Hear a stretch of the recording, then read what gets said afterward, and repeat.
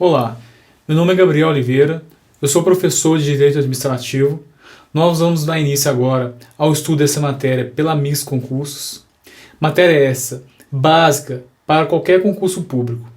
Todo candidato que almeja uma aprovação, 99% dos editais cobra essa matéria, que é o Direito Administrativo. Então nós vamos pontuar aqui pontos fundamentais, dando início aos conceitos da matéria, aos seus princípios básicos, aos princípios decorrentes, a organização administrativa, que envolve a sociedade de economia mista, as empresas públicas, ou seja, conceitos de administração pública direta e indireta. Nós vamos passar por conceitos de servidores públicos, licitação pública, contrato administrativo, poderes da administração, ato administrativo. De maneira bem objetiva, bem clara, em alguns tópicos específicos, nós veremos algumas questões de algumas bancas examinadoras. Vamos lá dar início ao nosso estudo, um estudo objetivo, claro, que o nosso objetivo aqui na Mix Concursos é a sua aprovação. Vamos lá?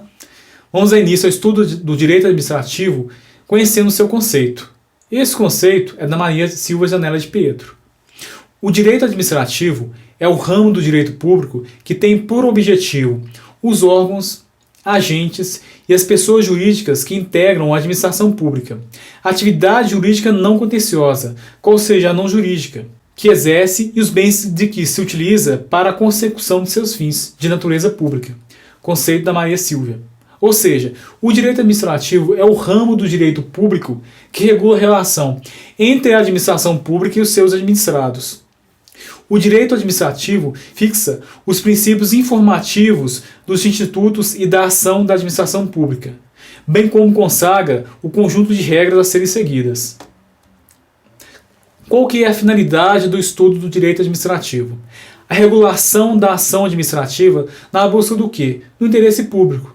Em todo momento do nosso estudo, nós vamos nos referir ao interesse público com uma finalidade maior da gestão administrativa, com uma finalidade maior dos atos administrativos, ou seja, sempre o interesse público. Quais são as fontes do direito administrativo? Fonte primária, a lei. Fonte secundária, a doutrina. Fonte terciária, jurisprudência e, consequentemente, o costume.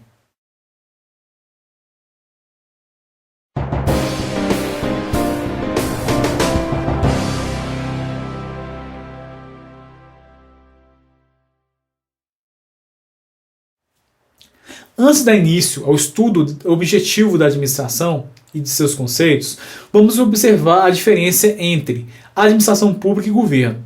Então, o que vem a ser o governo? Existem dois sentidos: o sentido formal e o sentido operacional. O que vem a ser o sentido formal?